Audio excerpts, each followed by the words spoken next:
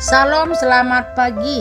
Dalam Galatia 4 ayat 6, dan karena kamu adalah anak, maka Allah telah menyuruh roh anaknya ke dalam hati kita yang berseru, ya Aba, ya Bapa. Dalam Roma 8:27 mengatakan, dan Allah yang menyelidiki hati nurani mengetahui maksud roh itu, yaitu bahwa ia sesuai dengan kehendak Allah berdoa untuk orang-orang kudus.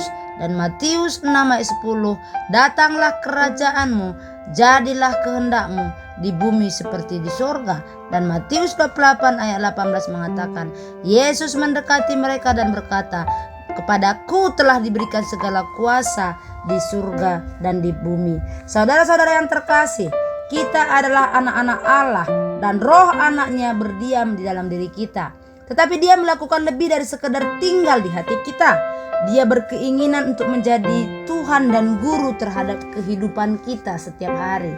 Kita harus menyerahkan diri kita kepada kehendaknya.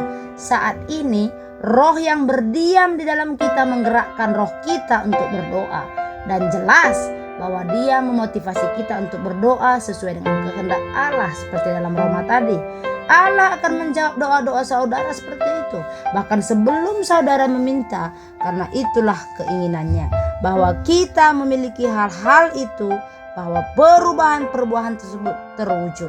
Dalam doa Bapa kami kita diberitahukan untuk meminta, jadilah kehendakmu, dan jika sesuatu adalah kehendak Tuhan, dia akan memberikan kuasa untuk mewujudkannya.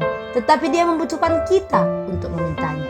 Saudara yang terkasih, kuasa sudah diberikan Tuhan kepada kita, tetapi Tuhan membutuhkan kita untuk memintanya. Makanya kita perlu berdoa. Makanya ada ayat mengatakan, mintalah maka akan diberikan kepadamu.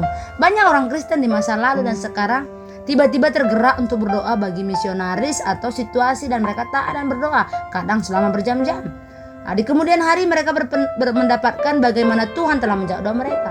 Mengapa Roh Kudus menggerakkan? Atau secara harifiah memerintahkan mereka untuk berdoa agar Tuhan melakukan keajaiban, padahal Allah sudah mengkehendaki bahwa itu akan terjadi. Karena dia menuntut kita untuk meminta. Ketika kita berdoa untuk hal-hal yang Allah perintahkan untuk kita doakan, kita dapat berdoa dalam nama Yesus. Dengan demikian kita datang menghadap Allah dengan otoritas dari Yesus.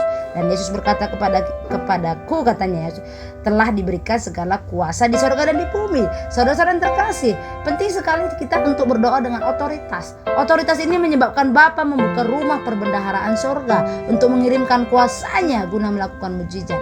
Tetapi biarlah kita semakin jelas bahwa kita hanya dapat memiliki otoritas seperti ini jika kita menyembah Yesus sebagai Tuhan dan Juru Selamat kita. Kita berserah kepadanya dan berdoa agar kehendaknya yang terjadi. Seperti yang saudara bayangkan, hal ini berarti mematahkan kepentingan diri sendiri.